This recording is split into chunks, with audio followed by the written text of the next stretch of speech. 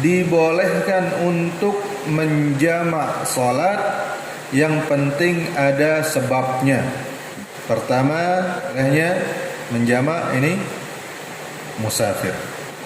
Kemudian sebab selanjutnya hujan. Sallan Nabi sallallahu alaihi wasallam az-zuhra wal 'asra jami'an wal maghrib wal isya jami'an fi ghairi khaufin wala safarin. Nabi sallallahu alaihi wasallam salat zuhur dan asar dijamak 4 rakaat. Nabi sallallahu alaihi wasallam salat maghrib dan isya dijamak 3 rakaat, 4 rakaat di Madinah. Tidak ada musafir, dan beliau menjamak tidak ada rasa takut dan tidak ada sebab musafir. Dalam lafaz yang lain, fi ghairi khaufin wala maqar, tidak ada rasa takut dan tidak ada hujan. Berarti hadis ini menunjukkan kalau hujan boleh menjamak. Dan ini dipraktekkan oleh Umar bin Khattab radhiyallahu taala anhu. Pertanyaannya, hujan yang bagaimana? Mazhab ulama kita dari kalangan Syafi'iyah, mereka mensyaratkan hujan itu yang membasahi pakaian kita. Berarti tidak mesti dia besar kayak ini. Yang penting kita basah, susah balik ke masjid, maka boleh menjamak. Baik. Kemudian bagaimana dengan kita yang misalnya setelah maghrib ada kajian, bolehkah kita menjamak? Ya kalau diam di masjid, hilang tujuan menjamak. Jamak itu kan untuk meringankan, supaya tidak usah kembali lagi ke masjid untuk sholat berikutnya. Berarti kalau diam di masjid, tujuan jamak tidak ada, karena semua diam di masjid. Kecuali ada jamaah yang mau pulang, ada yang mau pulang, ada yang mau diam, maka ya dijamak, silahkan jamak untuk meringankan yang pulang ini. Kemudian ada disebutkan juga oleh para ulama kita, yaitu lumpur. Tapi sebagian ulama saja yang berpendapat seperti itu. Ada juga yang berpendapat sebab jamak adalah, kalau di sini tidak ada, salju, dingin yang amat dingin. Nah, kita sedingin dinginnya masih bisa terlawan.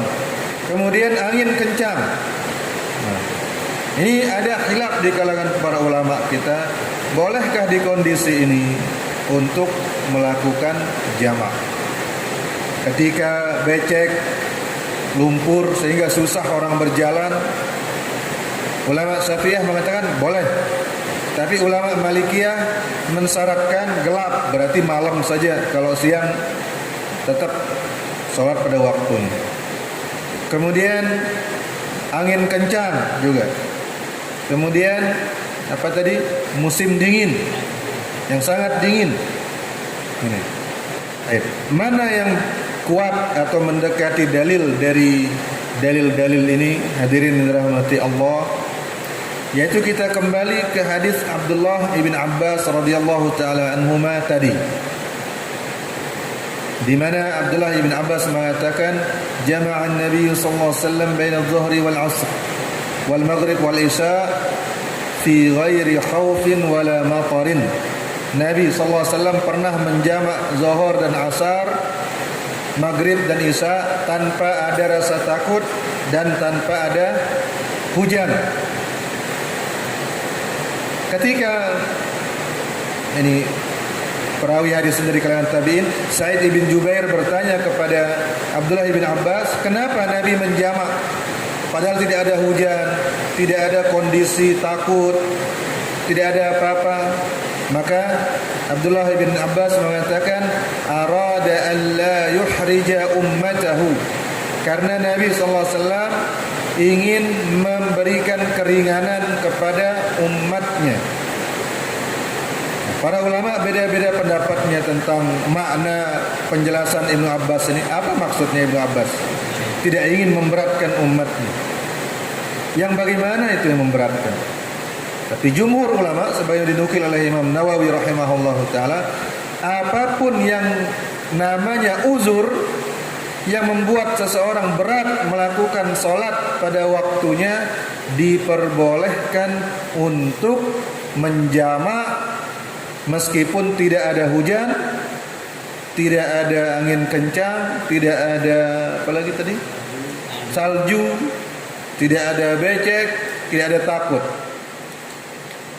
Apapun itu, boleh dia menjamak.